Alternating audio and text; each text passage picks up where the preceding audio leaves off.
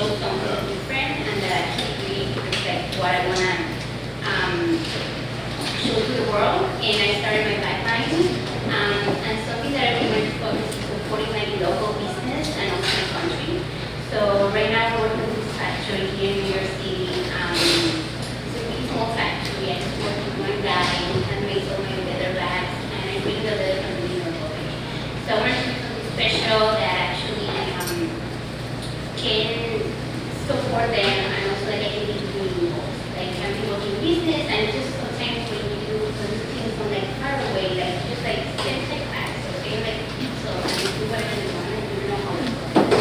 And I love being involved in the process. I use my hands and also like supporting them, like giving more ideas, and that's also like giving them freedom to like experiment with whatever they want. So I want to like really bring that to my designs and what I do and what is needed. That's excellent. Thank you. Graham, what about you? My name is Graham. I started a company called MatchaBar with my brother Max, which is unique because it's a family business. If you get along with your siblings, highly recommend it. Couple tips. Keep going. Come to me after the show. Couple tips on that bat. MatchaBar is a matcha tea company. A lot of you guys got to try a drink. Tonight we were doing a matcha cocktail with our new sparkling line of products that I'm drinking right here. We sell them nationwide with Whole Foods and a variety of natural and conventional retailers. The brand started 4 years ago when we opened up the first matcha cafe in the country.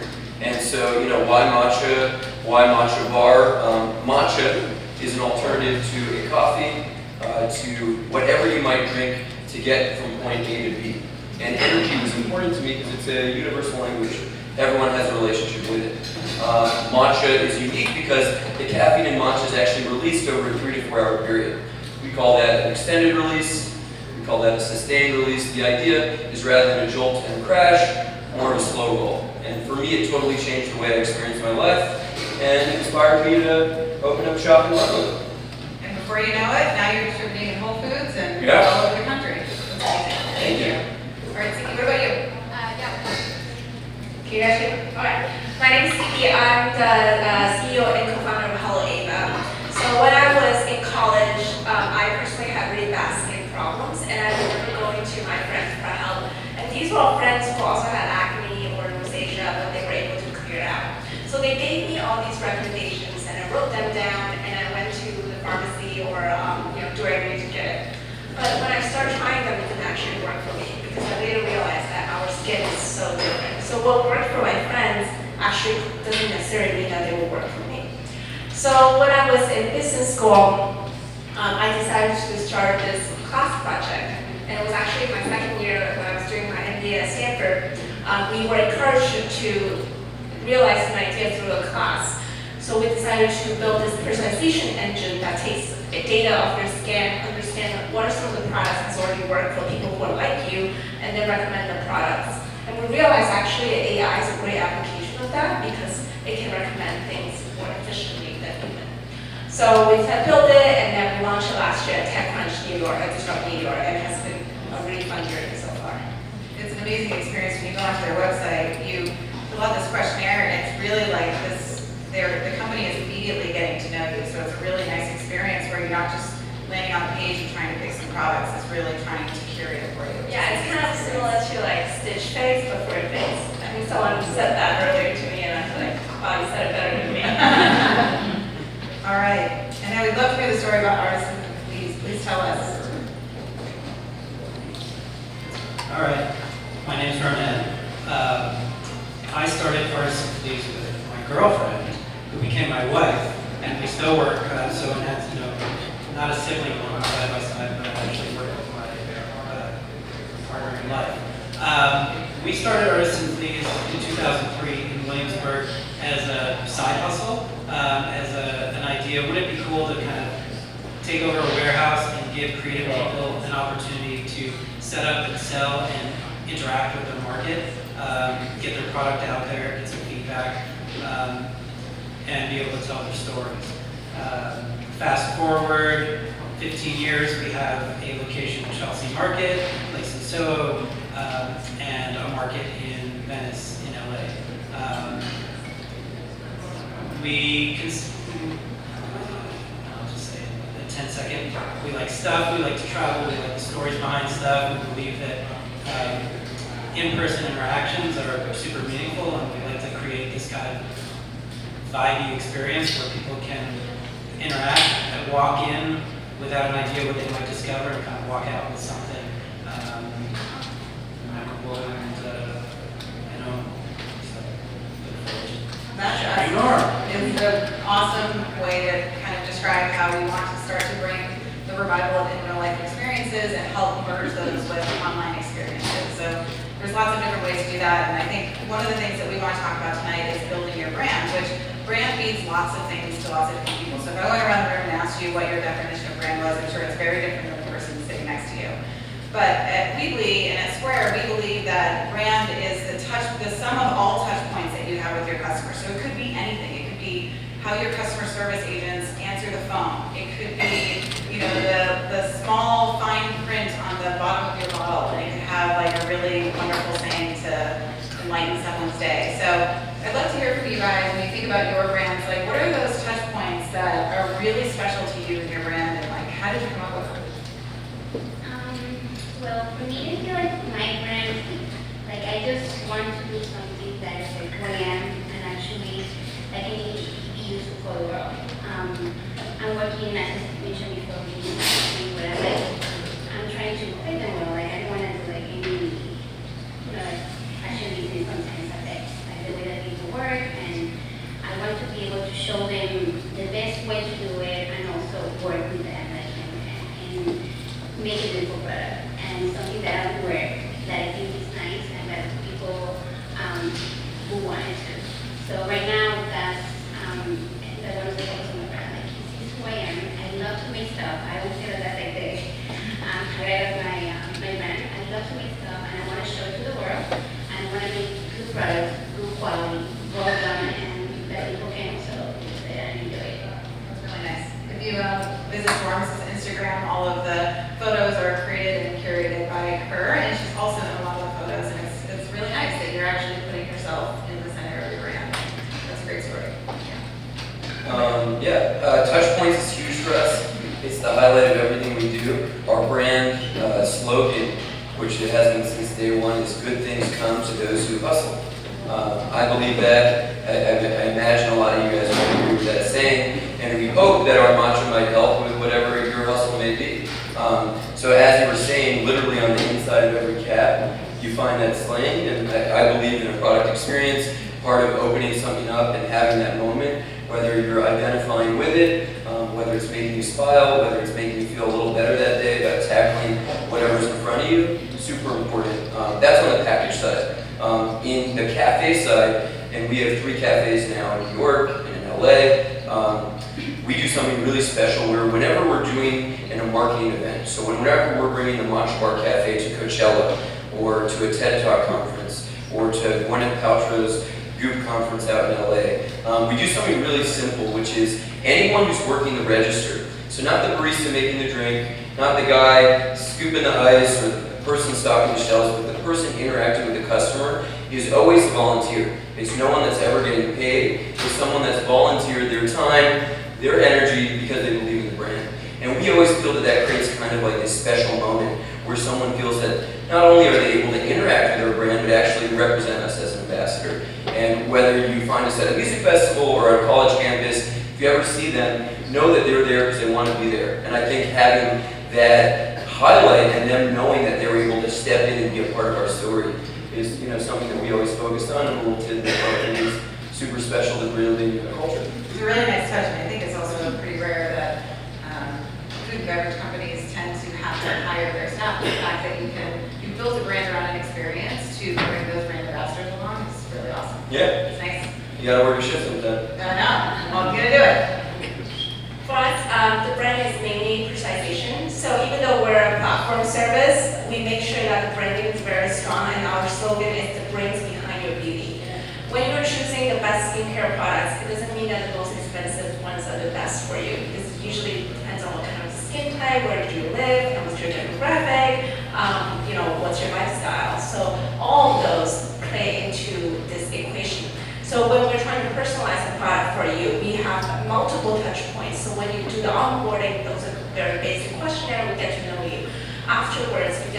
to a licensed esthetician or dermatologist, and that's all free. That's also personalizing for you. And then once you purchase the product, it doesn't just end there. We actually track your progress for you and optimize your skincare journey, because those data helps us to make better recommendations over time and makes our AI smarter as well. So all these 4 or 5 touch points I talked about, we build that into our product. So it's not just the brand, but also the product and the core service that we offer is part of this personalization experience. So I think in some ways we have a bit of a unique challenge in sort of how we think about brand touchpoints, because we have a business-to-business channel, the way that we sort of work with creative entrepreneurs, creative professionals, or creators who want to come and sell with us and get their product to market. And then we think about the consumers, the people who walk in the door. And where we sort of straddle the line in terms of touch points is thinking about energy and delight and excitement and whimsicality, and how do we invite shoppers, the public, to sort of experience that, whether it's in interacting with a DJ, finding a moment within an artist and Fleas marketplace or store experience, and then our merchants as well are essentially brand ambassadors. The way that we think about their placement in the market or how we curate the market, they become sort of part of the dynamic. It's different every day, but yet all living within kind of the artist and Fleas secret sauce.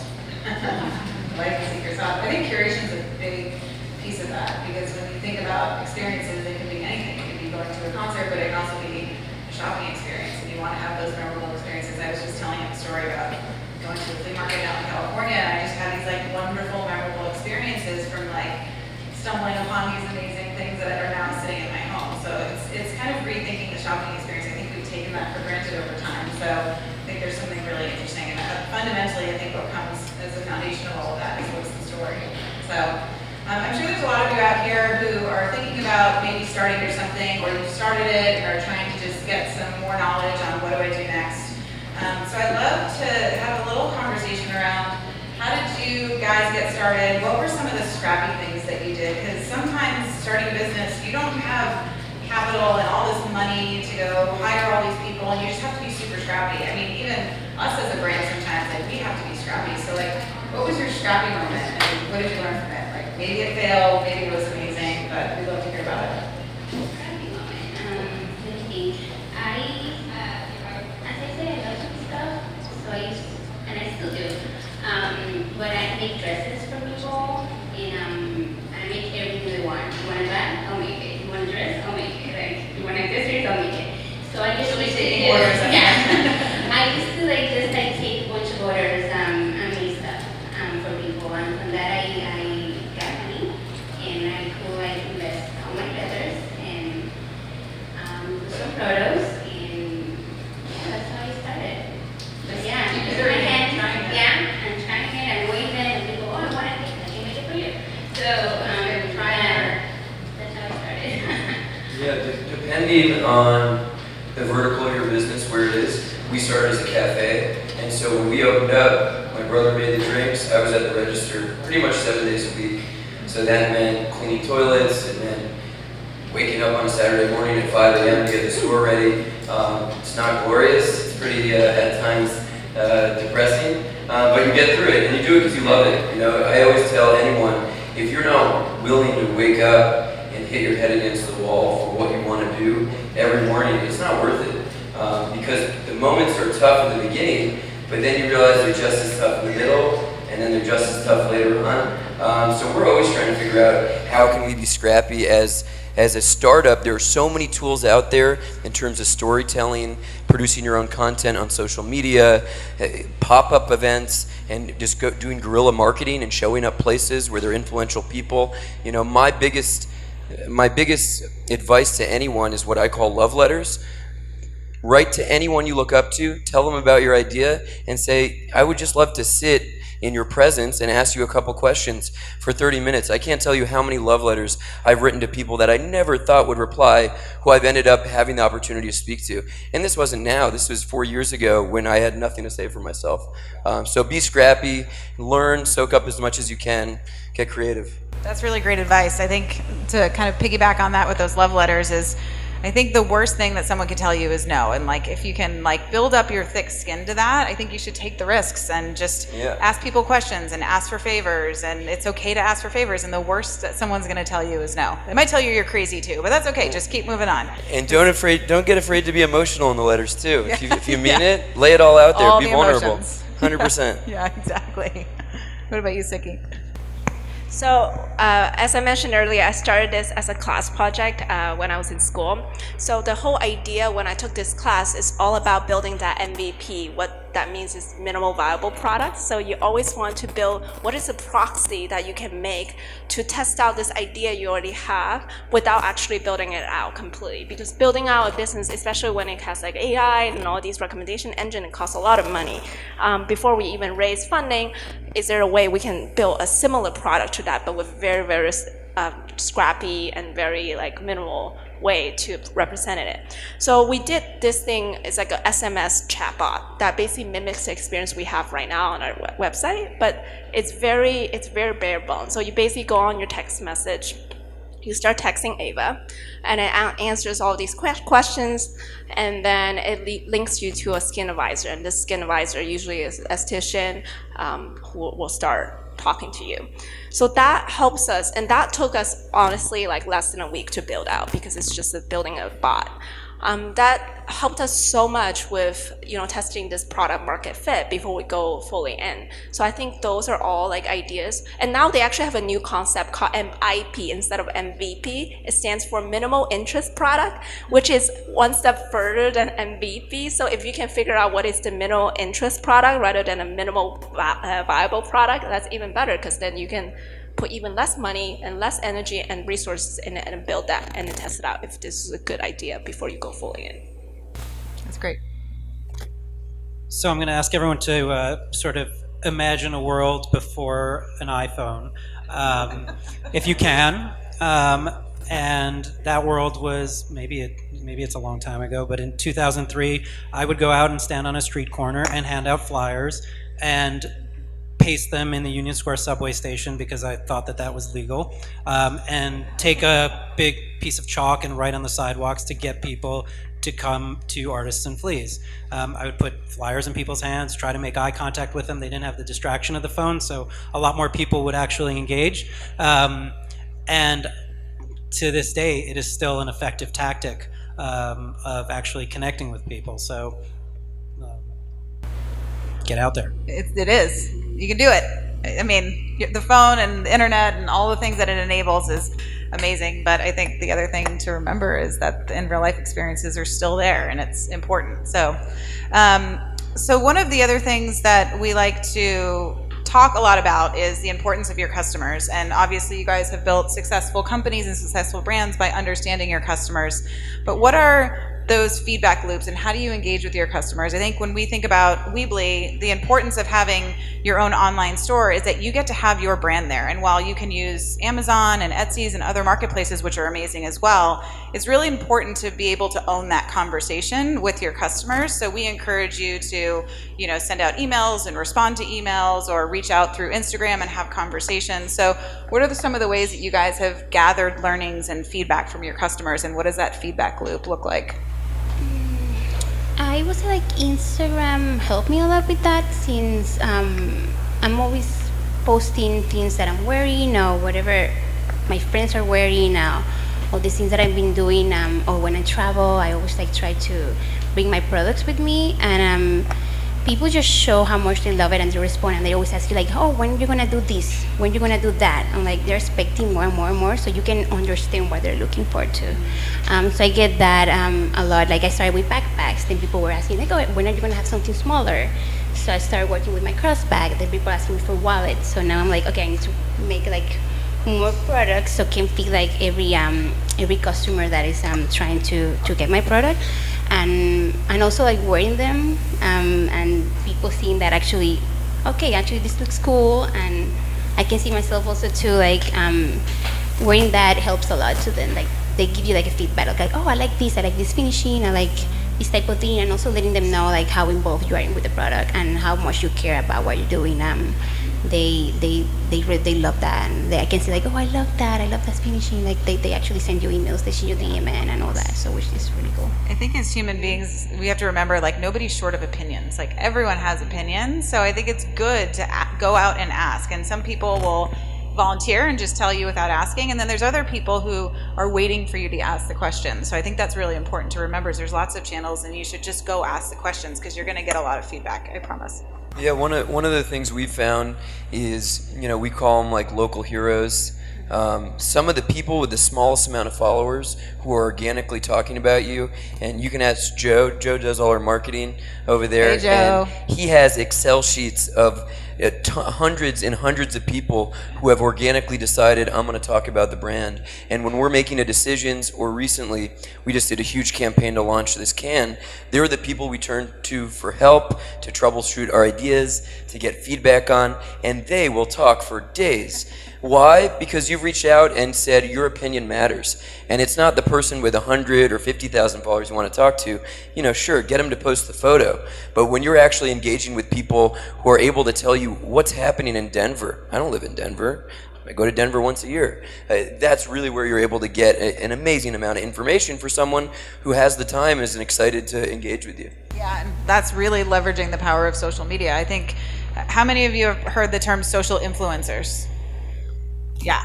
And everyone's like, well, who are those people and how do you become a social influencer? I think you have found your own. There's different definitions of a social influencer. It doesn't mean they have to have 100,000 followers. There's lots of people out there that can become your brand ambassador. So. Yeah, and Joe will tell you, just get prepared to be up at 2 a.m. copying and pasting the same question and hitting send. It'll happen.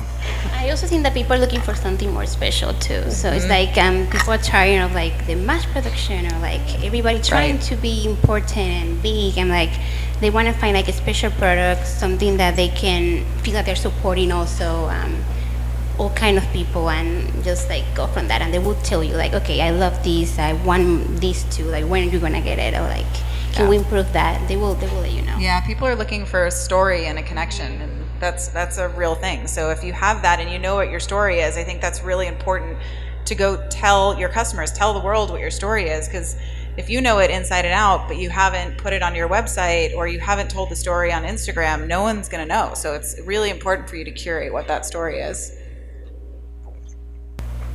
So before we started business, we actually went out and talked to over 300 women in the Palo Alto shopping center, because we were forced to do that. It was kind of a weird experience, because I was wearing I was just wearing my normal clothes, but I was trying to stop people coming out from Sephora, from Macy's, and like, can I talk to you a little bit about your beauty purchasing experience? And most people will say, no, I don't want to talk to you, because they're busy.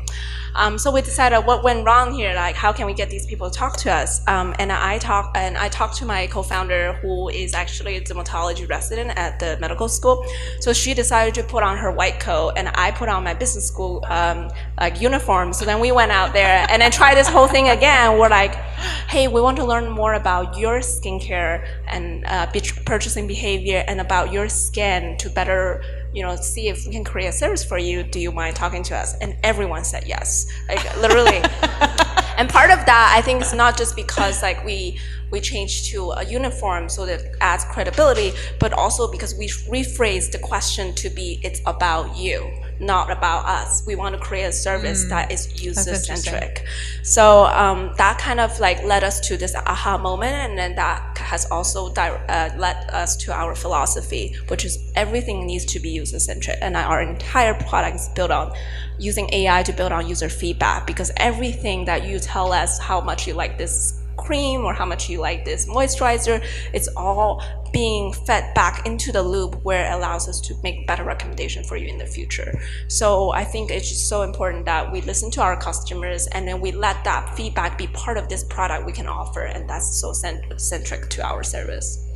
It's also a really amazing social experiment. Nice.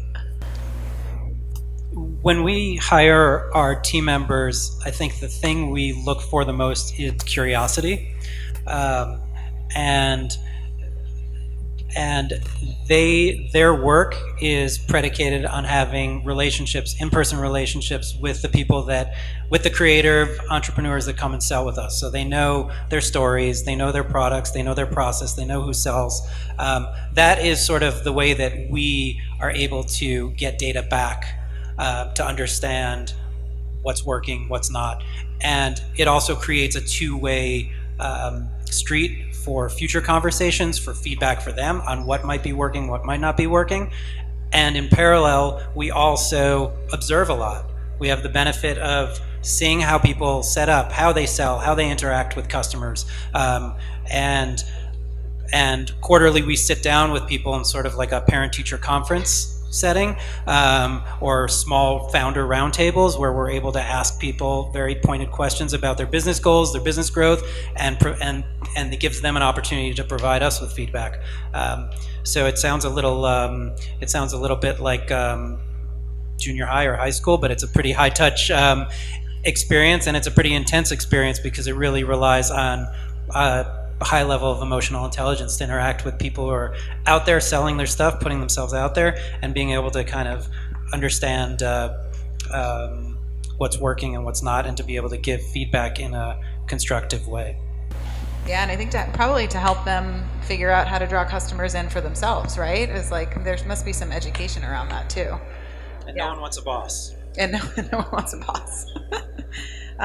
Okay, well, we're about to open it up to questions, so you guys can start having some conversation with these folks. But before we do that, I think I would just love to go around and what is your probably one piece of advice for anyone wanting to start their business?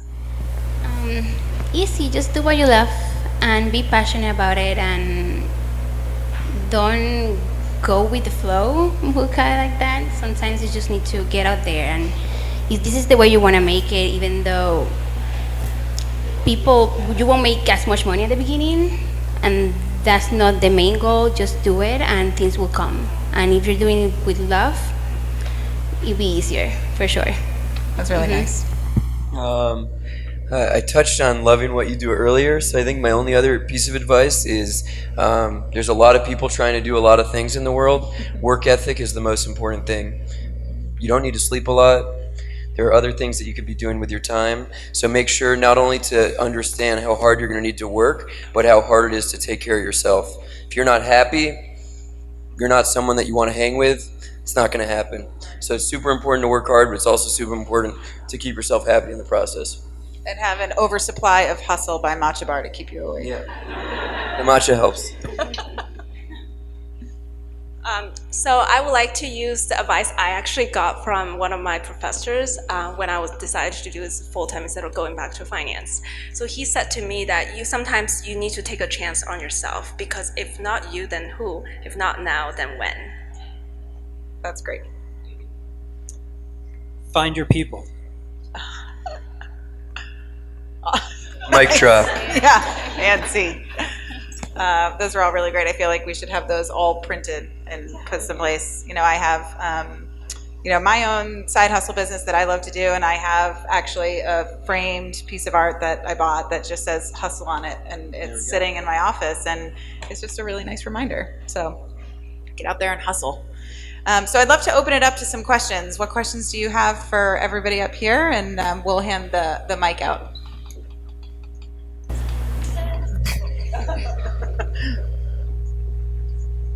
Hi, my name is Brian Kessler. I'm working on a sports platform, and as you mentioned before, MVP. I didn't hear about the MIP, but it's a sports platform that allows people to connect with other sporting leagues and clinics and camps for either themselves or their kids. So I'm about to release my MVP, but I am super nervous and scared as the only co-founder, which is not a technical co-founder.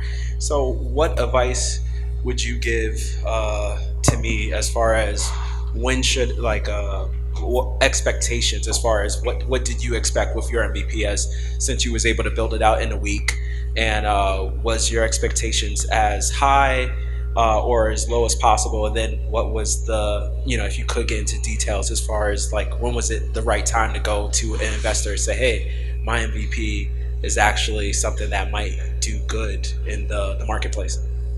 That's a great question. So I use this tool called Business Canvas, which you can download from like anywhere. I'm happy to send it to you guys afterwards too. So basically, you have multiple parts of the business that you're trying to test it on, for this MVP you're launching. Part of one could be like value proposition, two could be customer relations, and three could be revenue model. Like, there's like 7 big parts of it. It's called a business canvas model. So you can use this as a way to kind of make sure that are the things that you're trying to test, are they actually fit into what you originally thought it should be. If not, then you should cross the ones that you felt like it's not being verified, and then add the ones that you want to test as a new hypothesis. So it's like literally my lifesaver. It's so useful. And then in order to tell you kind of the process of how to test an MVP, I think the best way is to start with your early adopters. So I tested my MVP actually with these 300 women that we interviewed outside of the shopping malls. I added all of them into my mailing list, and then when we launched the MVP, I emailed all of them and said that, hey, we finally had like a very minimal product out. Do you guys want to test it? And everyone was like, yeah, of course. And then they did the UI, they tested out, and then I sent them this Typeform survey that took less than a day to make. And then you want to make sure that you quantify everything on the Typeform survey, and then see if the answer that you're getting it actually can satisfy the hypothesis you're trying to test. If yes, then you check that. If no, then you cross that. So that's kind of like the process you go through in order to figure out, like, is this business, the sports like platform I want to build, is this actually consistent with what I initially thought? If not, then adjust it, and then you launch the MVP version 2 and you test it again. So you repeat this process maybe for like 2 or 3 times until you're pretty happy with what it is, and then you can start investing a little money on like Facebook ads and trying to get strangers to start testing it. Yeah.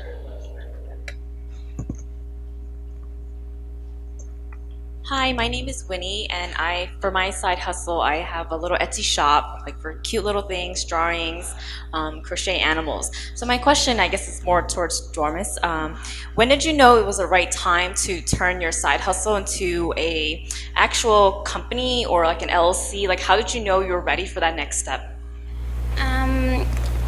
I was making a lot of my stuff and making stuff for my friends, and people keep asking me like, hey, when are you actually going to do this as something like we can find more like easy, not just costume? And I remember being with my friends saying like, I have this idea, and they were like, you need to do it. So I'm like, okay. So I had a deadline. I tried to find the people that I want to work with, and just went for it and decided like this is the time. When I did the backpacks, that was like kind of like trendy during that time, that like, oh, people want like nice backpacks, and I was actually trying to find one too, and it was like just so hard to like be able to be like, oh, this is the one I want. I was like, no, I can make this, and I decided to design it, find the leather. I always wanted to support my country, always wanted to support the factories here, and went for it. So you just go with your goals and listen to your friends, because they sometimes know better than you. Yeah, I think with a lot of our customers who we talk to on our platform, everybody's journey is a little different. And the fact that you already have your Etsy store and you know what your thing is, and you probably have your story about your brand, is like you're already taking those steps. And I think the thing to remember is like this entire business and entrepreneurship is a game of inches. So like keep taking those small steps. And I think for you, like you might find that there's this aha moment, or maybe there isn't, but that's the whole intent of, why we're here tonight, is like we want to help you take the leap. And the leap could be different for everybody. So for you, it's surrounding yourself by your friends and getting the right moment. For you, it might have been like, oh my God, we're opening a storefront. So it might just come to you one day when you the least expect it. And then before you know it, you look back a couple years later and you're like, I'm so glad I had that moment. We hear from a lot of entrepreneurs that there was just a moment. So.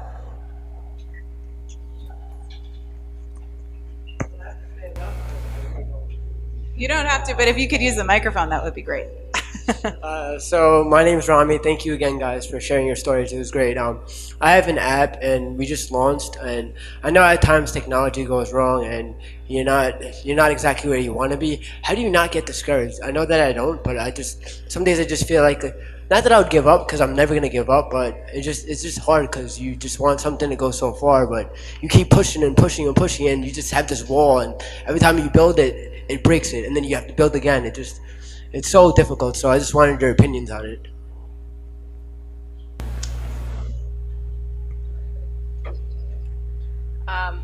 So for me, it's part of kind of changing your comfort zone. So I think when I just started this, everything affects me so much personally. Like I felt like every little feature, if my customer doesn't like it, it's like attack to myself, right? So, so then the more you experience it, the more you realize that it's actually okay if someone doesn't like your product. And the best way you actually deal with this is to take their feedback and use it towards your next feature launch. So it's like partially what I talked about earlier is like have this very robust feedback collecting process, especially for technology product, because changing a line of code is so much easier than changing the formulation of, let's say, matcha, like, right? It's like so much easier because, so thinking about the bright side is actually like less cost to change coding and in order to change your feature. So as you go through that experience, right, your comfort zone actually expands. So before you felt like you're so out of your comfort zone. Now you feel like it's actually okay that everyone is a chaotic day, and if one day is not chaos, then you're like, wow, something is wrong today. So that your comfort zone kind of expands as you go through this experience, and your tolerance also expands as well. So I think it comes with time, and then my advice is just don't be too harsh on yourself. It's funny about the harsh part because everyone says you're too hard, but I feel like the harder I am on myself, the more I achieve my goals. So that's just how I think it. But thank you. Yeah. And one other thing I just want to say to that is you're doing the right things by coming to events like tonight and surrounding yourself with your community. Is like have those conversations with people because they're big therapy sessions basically. So, and you can do that online too. Like there's tons of forums where you can talk to like-minded people, but just surround yourself with your community because there's a lot of other people going through it too. Thank you. Continue to hustle. Yeah. Yeah.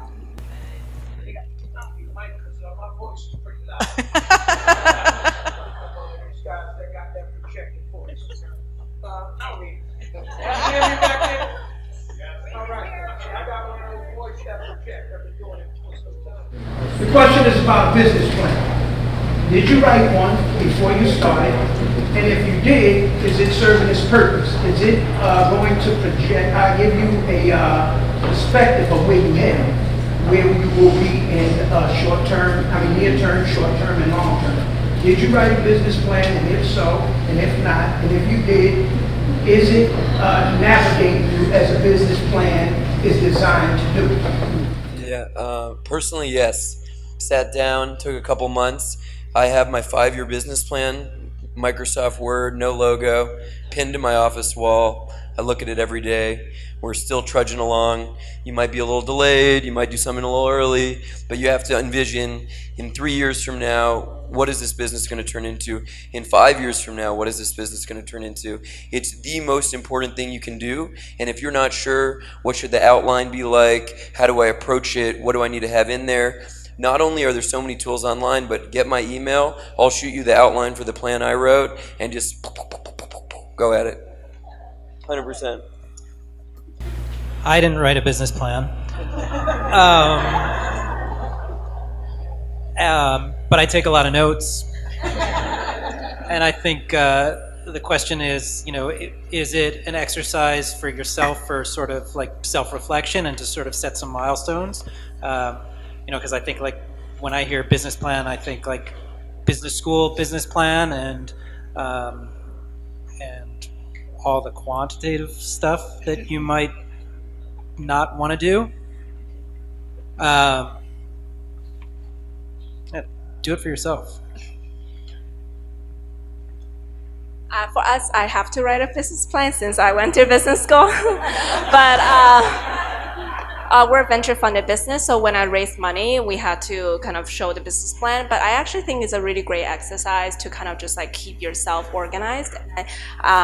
As Graham mentioned, that there are a lot of tools online that can give you the outline, and you kind of just fill them in. It shouldn't take too long to do it. And then the other tool that I mentioned earlier too, the great question you asked is called a business model canvas, BMC. So if you search on Google, a lot of it will cover up. That's like almost a simpler version of a business plan because it's like more concise. In addition to business plan, I actually very encouraged you guys to also do a financial model. So what it is kind of like a monthly revenue. Basically, let's say you use Excel. And if you guys need help, I'm happy to share my email because I came from a finance background, so I'm happy to like support entrepreneurs, and I mentor a lot of women, actually, young women entrepreneurs on these things. So like you have like the top line is like your revenue, and then after that obviously your costs, and it's like basically accounting step, but a little more complicated. And then you can project it for like a whole year, and then you do it the same assumption and do like year 1, 2, 3. Especially if you want to raise funding, like almost every single venture investor will require this. If you don't want to raise funding, it's still a great exercise to do. I know it's not super easy, but I think it's like, again, it's like part of what I said earlier. It's like stepping out of your comfort zone in a little bit, and then when you're out of your comfort zone, you realize you learn something a lot. Yeah.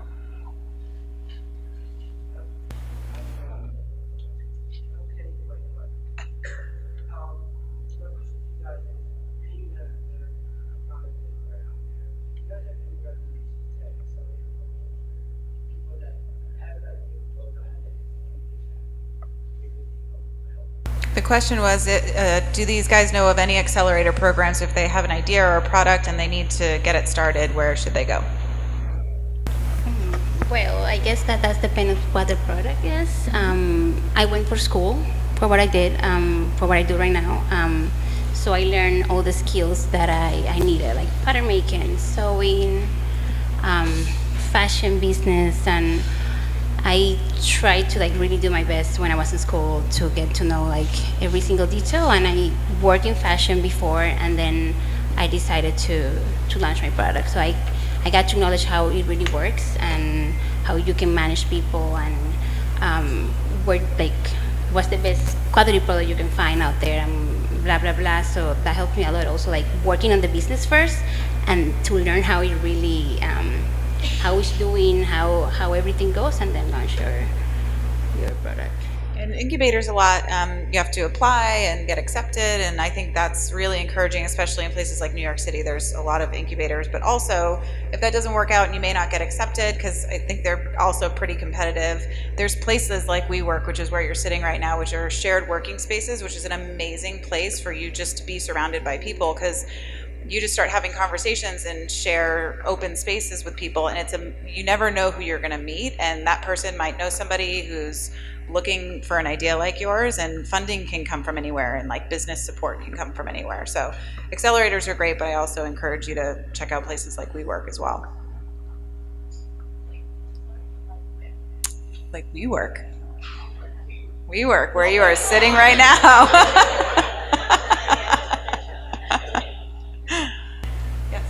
There's one right behind you.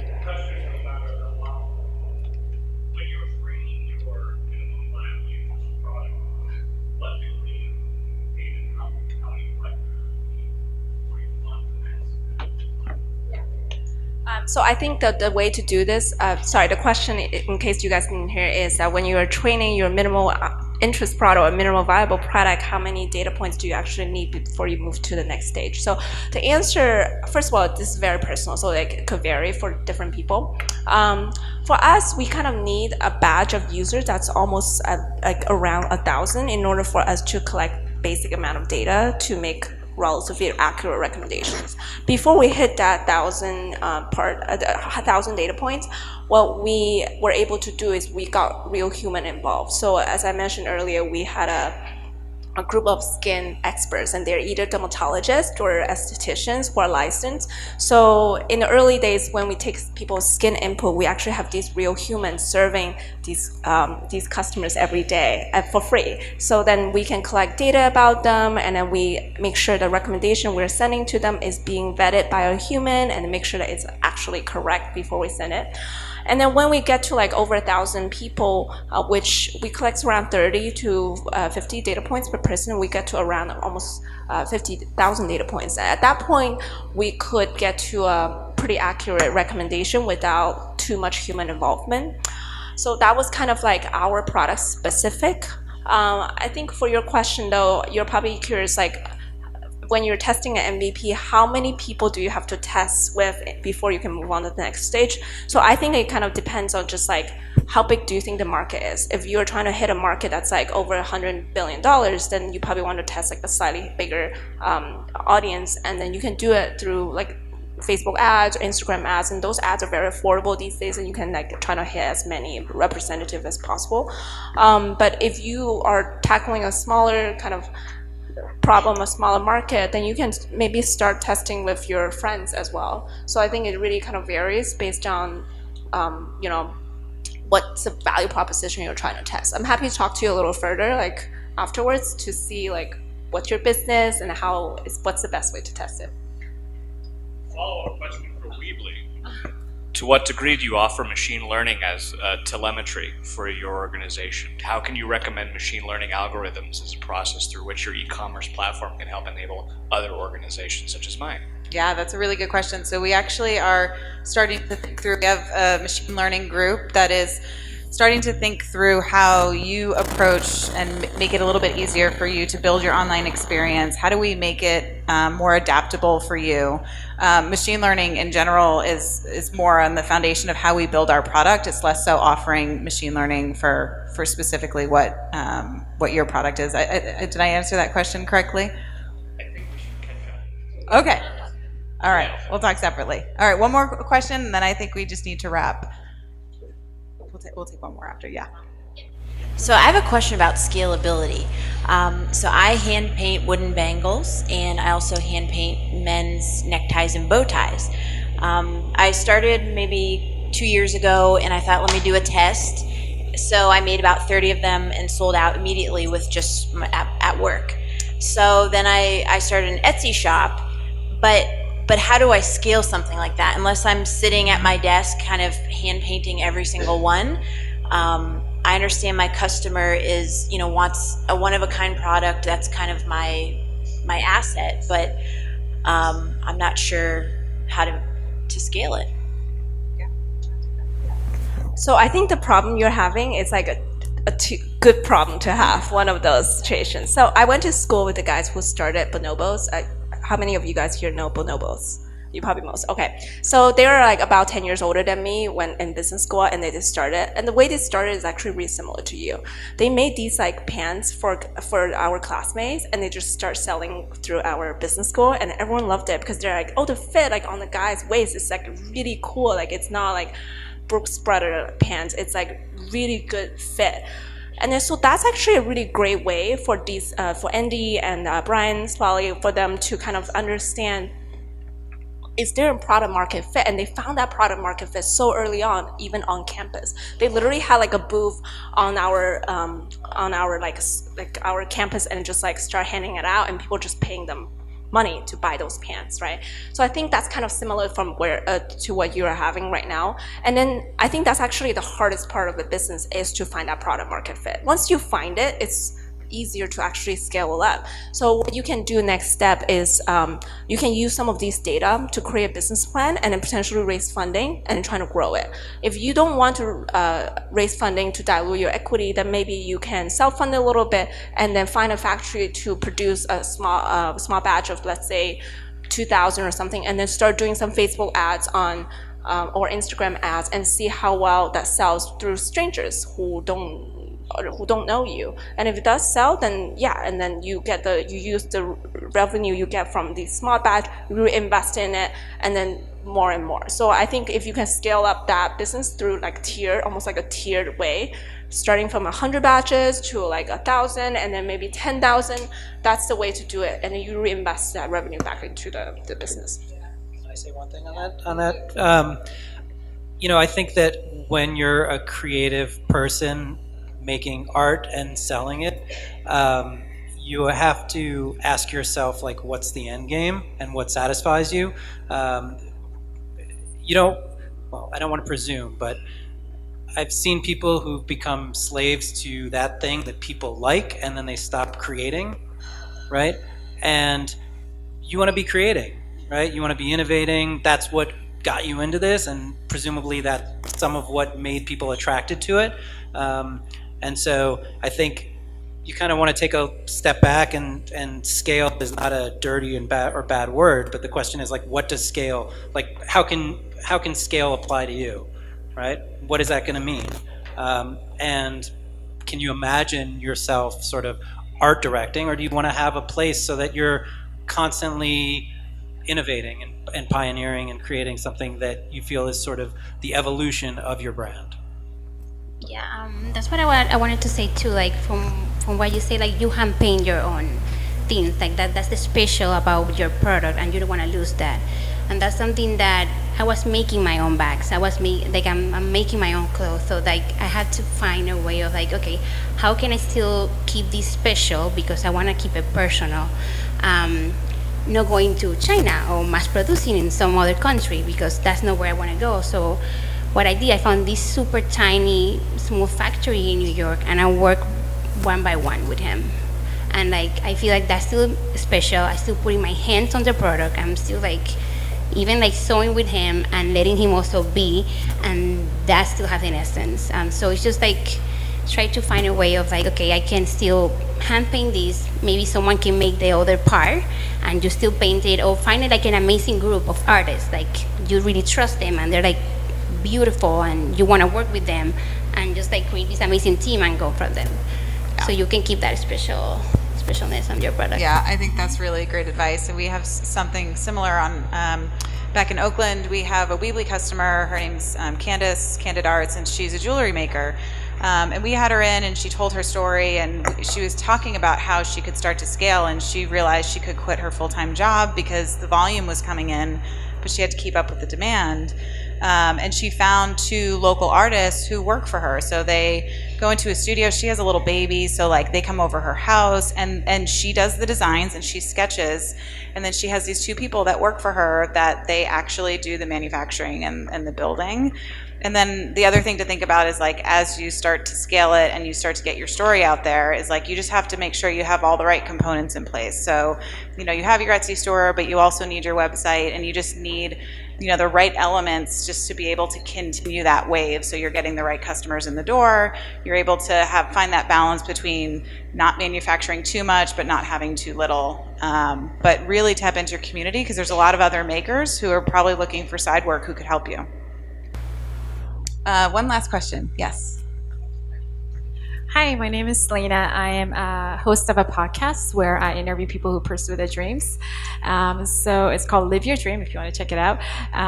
So my question is, like, what were you all doing before you started your company, and then how did you know this is what you want to do with your life? Which I'm still am, I designed for Birch. I do ready to work for them, so I gained a lot of experience working with her. It's an amazing team, and yeah. And then I said, okay, I want to show my point of view now, because it's not just about what they want and their customer. I have my people that also want my products, so they're looking for it and they're asking me, so I'm like, I'm gonna give it to them. So. Prior to MatchaBar, I was working in the world of music, producing large-scale concerts around New York and Brooklyn, experiential events of all kinds, in-house with my own brand, and also doing a lot of consulting for larger brands, trying to connect with their customers through events. It was my second company, MatchaBar. So before I was also doing something that I had started when I was maybe 17 or 18. So it was a tough decision to close that down. It wasn't because I had to, it was because I thought there was something else that could go further and could inspire more people. And so, when you know, I think. Yeah. Well, when my partner and I realized that the makers and creators were quitting their day jobs, because they were earning a living at Artists and Fleas, we realized we had a responsibility. Before starting HelloAva, I was working in finance. I worked Morgan Stanley for a couple of years, investing mainly in consumer companies. So I've kind of felt like it's a pretty good industry to be in. It's very recurring. It's very high margin. It's also there's a big problem. It's there's so many choices and you don't know what's the best one for you. And I also was a news anchor for Bloomberg TV Indonesia a little bit for almost a year. And that experience actually, I was asked to do a commercial on this skincare products, and I ended up realizing that the stuff that they put in cosmetic product is really crap. So it also inspired me to kind of decide to work on that idea that is very personal to me because I had skin issues before, and then also I realized through this almost like a commercial experience that I don't want to be endorsing product that has has a lot of toxic product ingredients in it. So it's a very kind of a big and a very passionate issue that I want to solve as well. Yeah, and I think just to piggyback on what you were saying, it's like an obligation. You have to wake up and be like, I feel like a religious calling to do this. It has to be like something that you kind of know deep down you got to do. Well, I want to thank all of our wonderful panelists for being here tonight, and I want to thank all of you for taking the time to be here. Yeah. So all of our panelists will be over here. We've got MatchaBar Hustle, caffeine at, 8:30 at night might be a good idea, with mixed with tequila. We have their vendor tables over here, so please go check out their products and have a conversation. And then we just want to give a big thank you to WeWork for having us here. So thank you, WeWork.